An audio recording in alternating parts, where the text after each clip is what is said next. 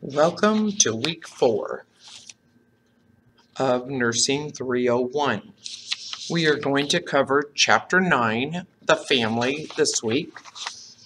This homework for chapter 9 is up and open on my IoT, and I will close it on Monday at 10 a.m. and then I'll open it for review until Tuesday morning at 10, at which time I will then open week 5's homework, which will be over chapter 71.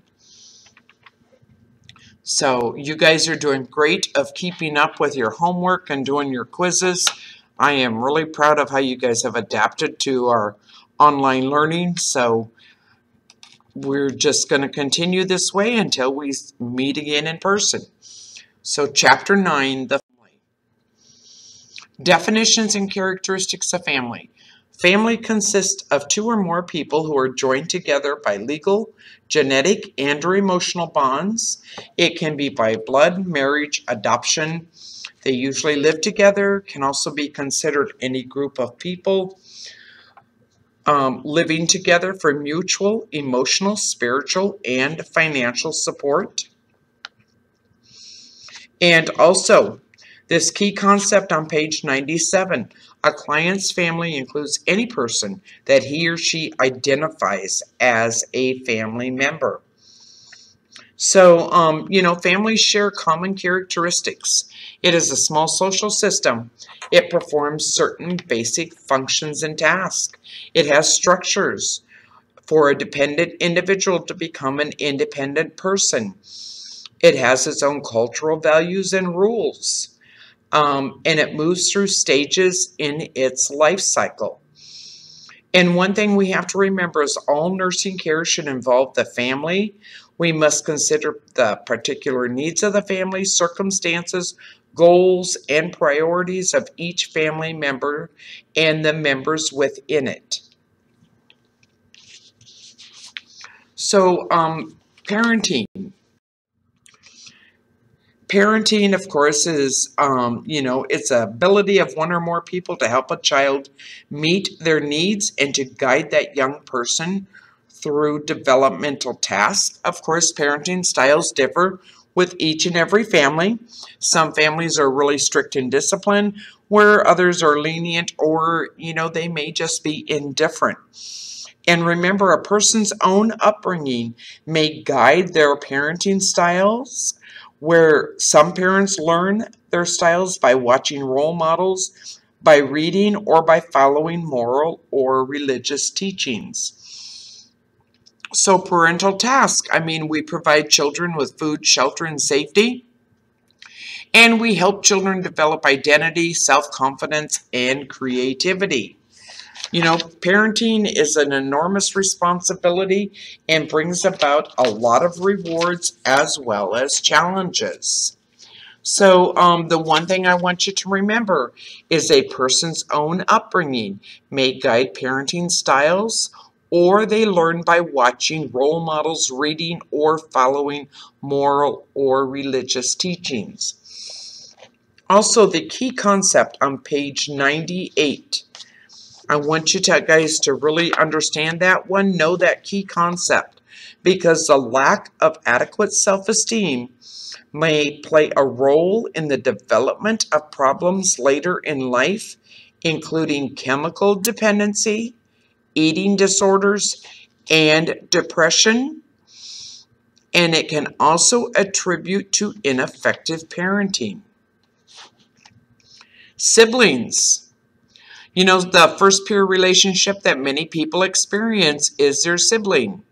Siblings fulfill many roles for each other, such as they're your protector, supporter, comforter, teacher, social planner, your friend, and disciplinarian.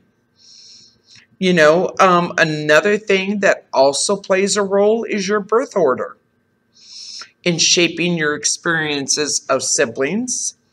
And another factor also includes the time between each child's birth are as influential on sibling relationships as is the birth position.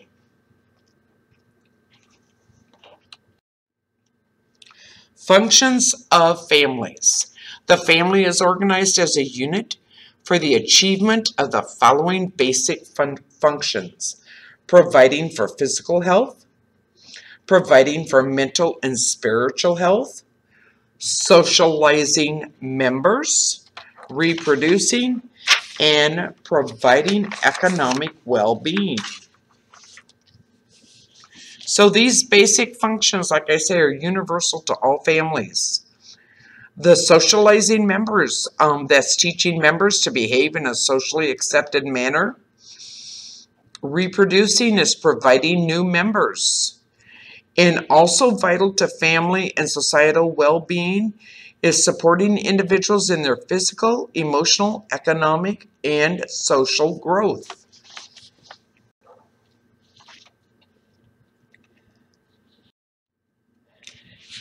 And, the task of families.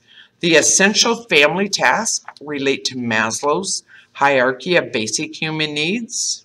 They include provision for physical needs, which is providing for food, shelter, and clothing, allocation of resources, division of labor, socialization, reproduction, recruitment and release, maintenance of order, assistance with fitting into the larger society, and maintenance of motivation and morale. So, remember, the essential family tasks relate to the Maslow's hierarchy of human basic needs. So we always have to meet the physiologic needs first, and then safety and security, and then love, affection, and belonging, and then we move on to self-esteem or self-actualization. Types of family structures. This is on page 99 of your book. There is no one type of family structure that is inherently better than another. It is more the quality of interactions among individuals that dictates a family's ability to cope, adapt, and thrive. So we have the single adult household, which consists of an adult living alone. No children are involved. This is common for young adults before entering into other types of family structures, or for older individuals who have lost a partner through separation, divorce, or death. Then we also have our nuclear family. Our nuclear family is our most familiar family form. It is a two-generation unit consisting of a husband, wife, and their immediate children, biologic, adopted, or both, living within one household. Then we have our nuclear dyad family, which are married couples that live together without children. Our commuter family is adults who are employed outside the home.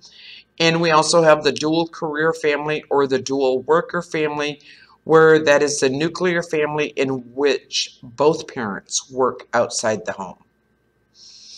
Then we have our extended family.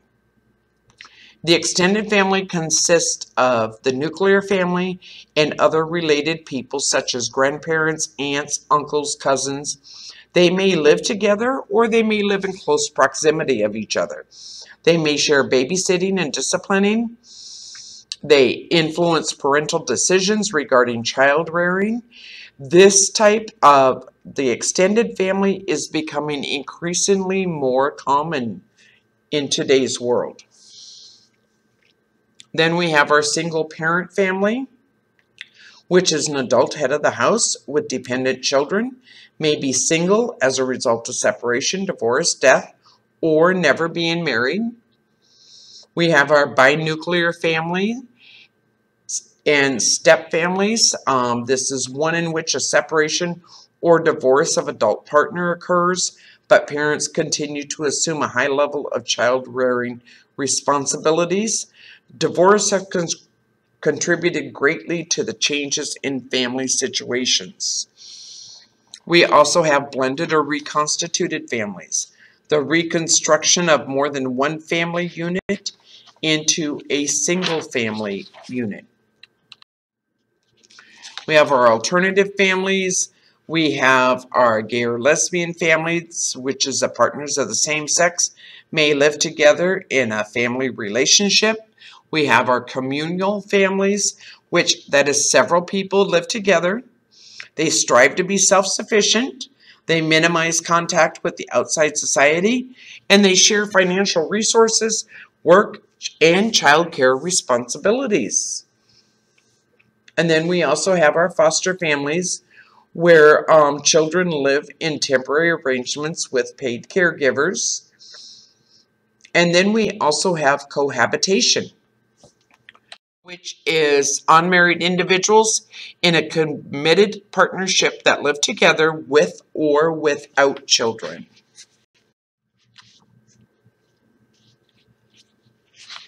The influences of culture, ethnicity, and religion on the family. This is on page 100 of your book.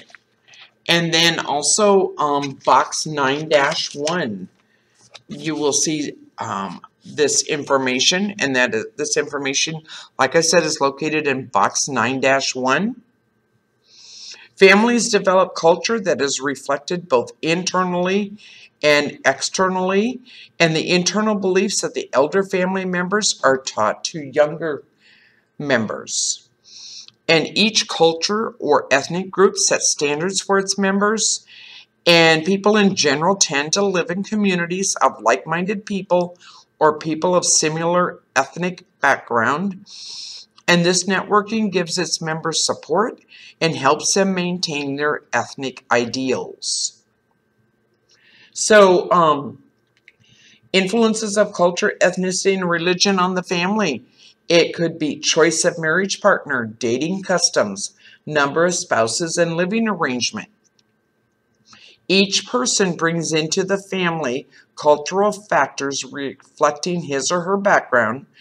What can be challenging is acknowledging and accepting each other's differences in religion and belief systems.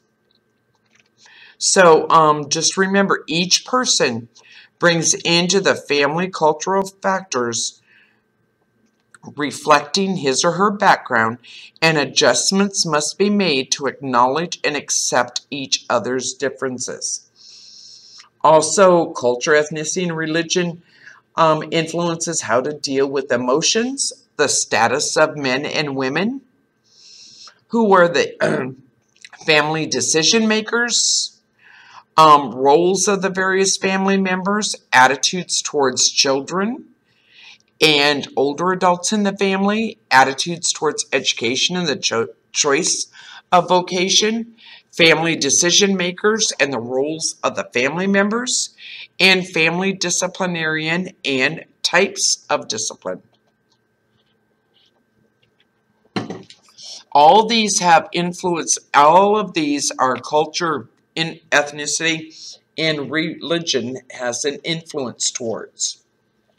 So each culture or ethnic group sets standards for its members. Sorry about that. And then we have our expanding family stage.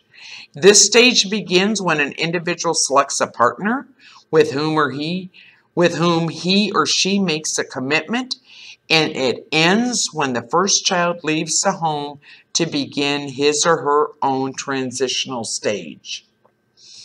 Establishment is when single adults choose a partner and set up a household. Establishing a household may or may not involve marriage.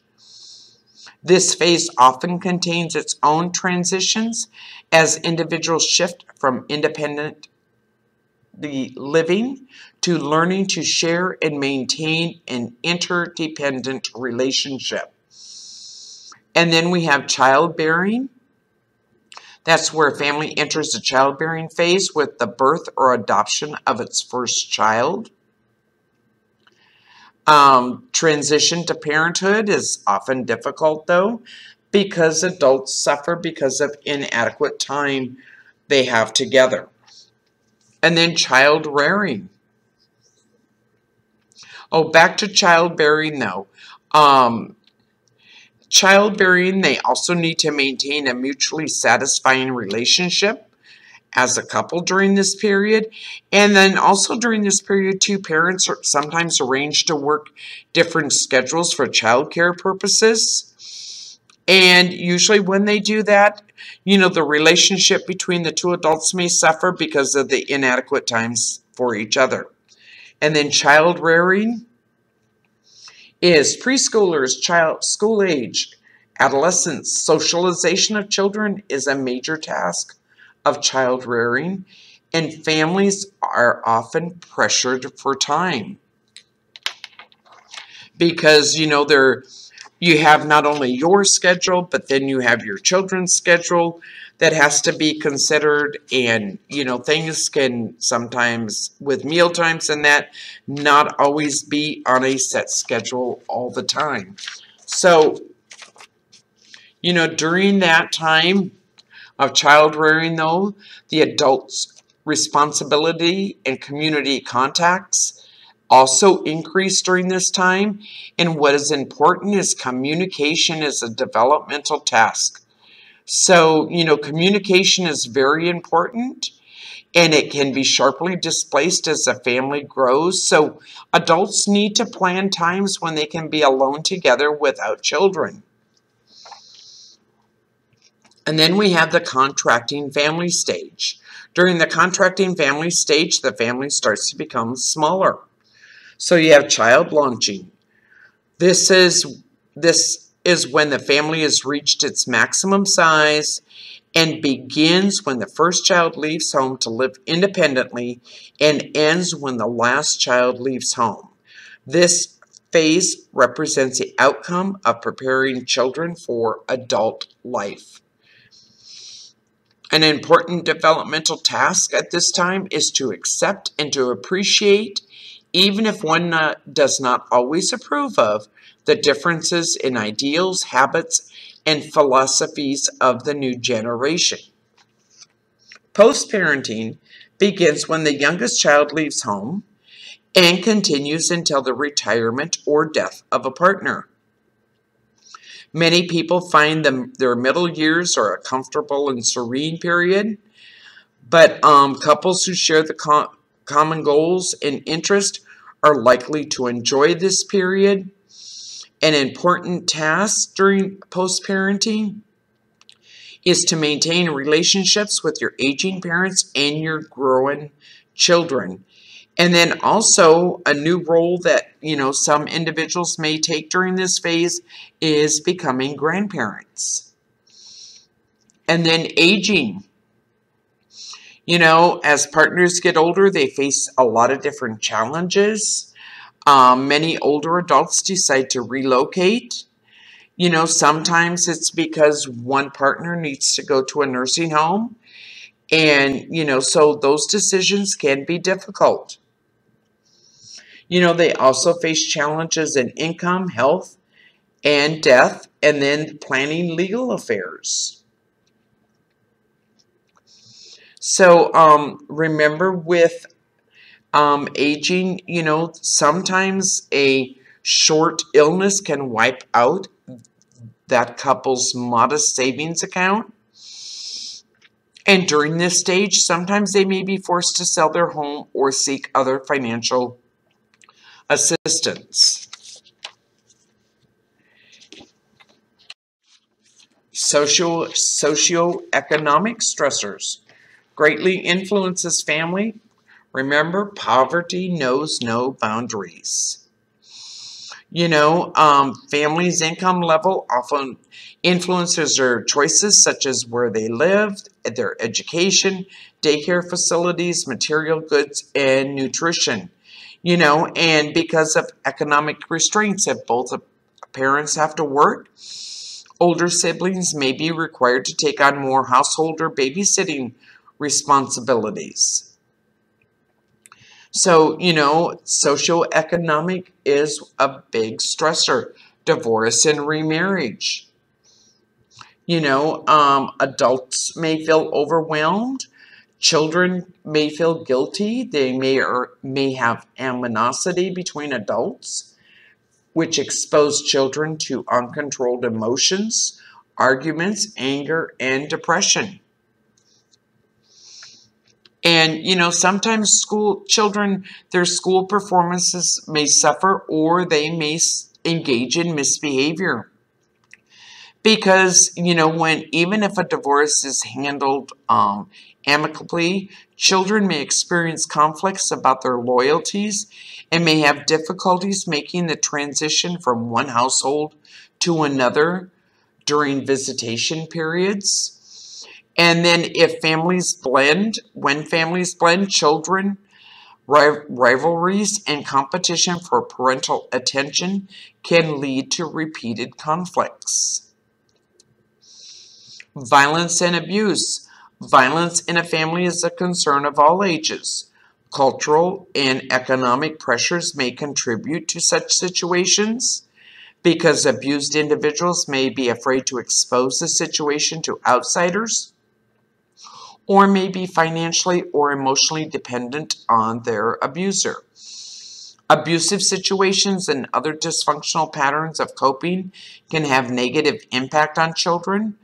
Remember, children model their behaviors and develop their attitudes by watching the adults they love and trust. Children who were abused or who witnessed abuse in their families may grow up to be abusive as well, continuing the cycle of family violence. Addictions. Addictions can cause continual pressure and stress. Addiction replaces family. Parents and children are often neglected, and financial support or their financial resources begin to decline.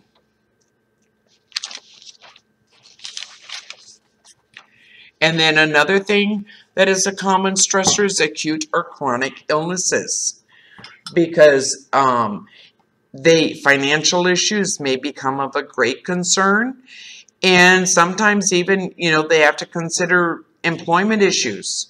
They may no longer be able to work. They're concerned. They have a lot of concerns about, a loved one's compromised or declining condition. So acute and chronic illnesses can be, a very big common stressor in families, because remember, illness can strike anyone at any time. And then, last but not least is our effective and ineffective family coping patterns. We have the adjustment phase and the adaptation phase.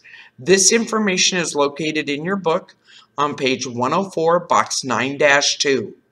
The adjustment phase. This is where the family tries to maintain the status quo with minimal disruption to the family unit. The family tries to maintain the status quo with minimal disruption to the family unit. The family may deny or ignore the stressor. The family may remove the demands of the stressor.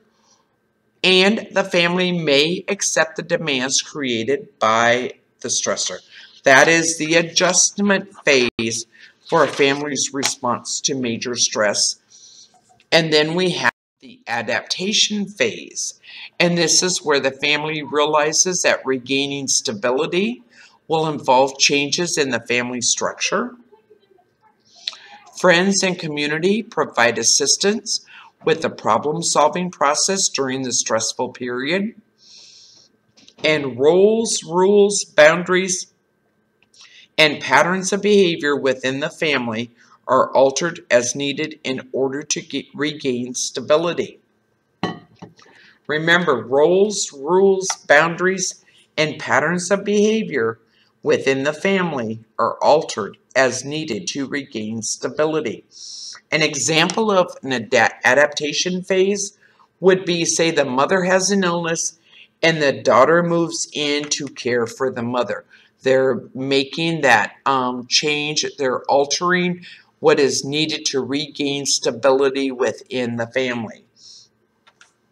And that is the end of chapter 9.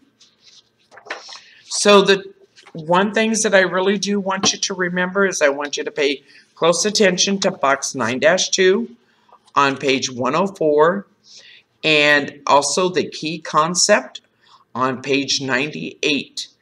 The lack of adequate self-esteem may play a role in the development of problems later in life, including chemical dependency, eating disorders, and depression.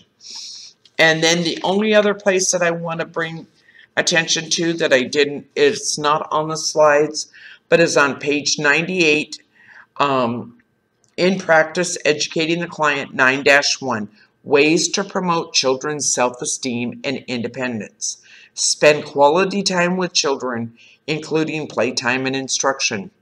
Communicate with your children. Use eye contact and listen attentively to their questions and responses. Establish and maintain routines. Encourage children in their endeavors and express pleasure, enthusiasm, and interest over their achievements and activities. And offer constructive criticism when necessary. And, other ways to promote your children's self-esteem is, you can read to your children. You can tell your children they're loved and special. Reinforce those words with actions. Act as a role model for appropriate behaviors. Give children room to make their own decisions while providing supportive guidance. And like I said, that is now the end of Chapter 9. Your next quiz in this class will be week 5, and that will be over chapters 70 and chapter 9. So please fill out your study guides that you have. Utilize those. And if you have any questions, send me a quick email, and I will get back to you as quick as I can. You guys have a great weekend.